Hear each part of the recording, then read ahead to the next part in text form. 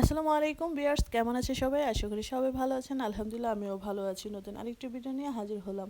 তো ফ্রিজে মাছ বের করব, সকালের নাস্তাটা আর আপনাদের সাথে শেয়ারও করিনি, আর ঘরগুলো গুছিয়েছি সেগুলো আপনাদের সাথে শেয়ার করিনি। তারপরে তো নাস্তা করে চলে আসলাম কি রান্না করব। তো কিছুটা মাছ ছিল ফ্রিজে, ইলিশ মাছ আর ব্রয়লার গুঁড়ো। তো আজকে এই দুইটাই রান্না করব। তো দেখতে পাচ্ছেন ফ্রিজটা খালি, তো মাছ শেষ হয়ে গিয়েছে, সেরকম আর মাছ কেনা হয়নি। তারপরে তো মাছগুলো ভিজিয়ে নিলাম। তো এই যে হলুদ মাখানো মাছটা বাইলা মাছ, সেটা আমি 2 দিন আগে রান্না করেছিলাম। তো অনেকখানি ছিল, অর্ধেক উঠিয়ে রাখলাম। তারপরে এই তো ইলিশ মাছটা ভিজিয়ে নিচ্ছি। তারপরে মাকে বললাম যে সবজিগুলো কেটে দিতে। তো মা সব কিছু নিয়ে ড্রয়িং রুমে চলে আসলো যে আমি এখানে একটু বসে বসে কাটি। আমি বললাম ঠিক আছে কাটেন। তারপরে এই তো কাঁচকলা কাটতে বসে পড়লো, সাথে সিম আলু কাটবে। তো কাটাকাটির মধ্যে এই যে ছোট্ট একটা মানুষ দেখতে পাচ্ছেন, উনি তো খুব দুষ্টুমি করছে, এই ঘর থেকে ওই ঘর, মানে অনেক দুষ্টুমি করতেছে।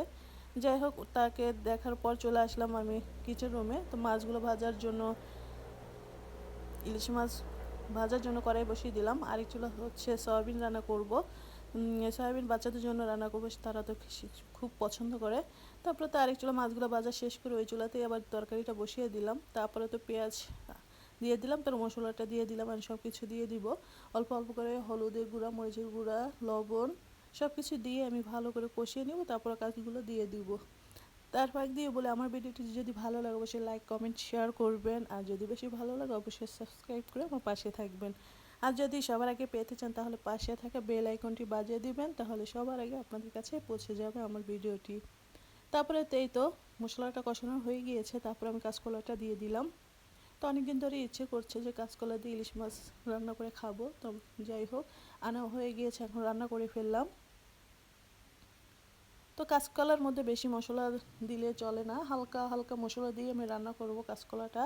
তার মধ্যে আমি কাঁচামরিচটা একটু বেশি দিয়েছি, গুঁড়ো মরিচটা একটু কম দিয়েছি। তো কষানোর পরে তো ঝোল দিয়ে দিয়েছে, এখন আমি ইলিশ মাছ ভাজাগুলো দিয়ে দিব।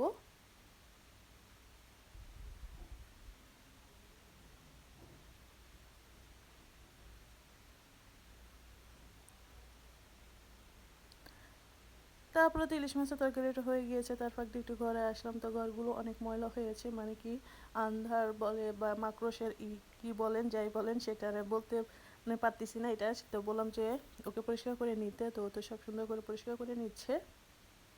তারপরে তো আমি আমার ঘরের জিনিসপত্রগুলো একটু এলোমেলো হয়ে আছে, আমি ভাবলাম যেগুলো একটু পরিষ্কার করে নিই। শীতের সময় দেখেন মানে ঘরের কাজ আর শেষ হয় না, সব ওলটপালটই হয়ে থাকে। বাচ্চারা তো যেহেতু আছে ঘরে, ওরা তো একদম অনেক দুষ্টুমি করে।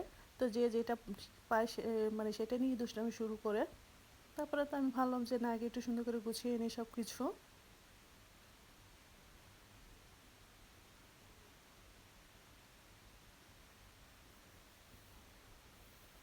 শীতের সময় ছোট দিন, কাজ করতে করতে সময় প্রায় মানে সময় ফুরিয়ে যায়। তারপরে তো দুপুরে খাওয়া দাওয়া শেষ করে বিকালের দিকে, দুপুরে পরে একটু পেঁপে ছিল, তো পেঁপেটা কেটে দিলাম আপনাদের ভাইয়াকে, ও খেয়ে নিল, খেয়ে বাহিরে যাবে। তারপরে তো আমার বাচ্চারা ব্যাট নামিয়েছে, ওরা ব্যাডমিন্টন বলেন তো ওরা খেলবে, যেহেতু খেলবে তো ওদেরকে নামিয়ে দিলাম, ওরা যাচ্ছে খেলতে। তো আজ এই পর্যন্ত, আপনার সময় ভালো থাকবেন, আল্লাহ হাফেজ।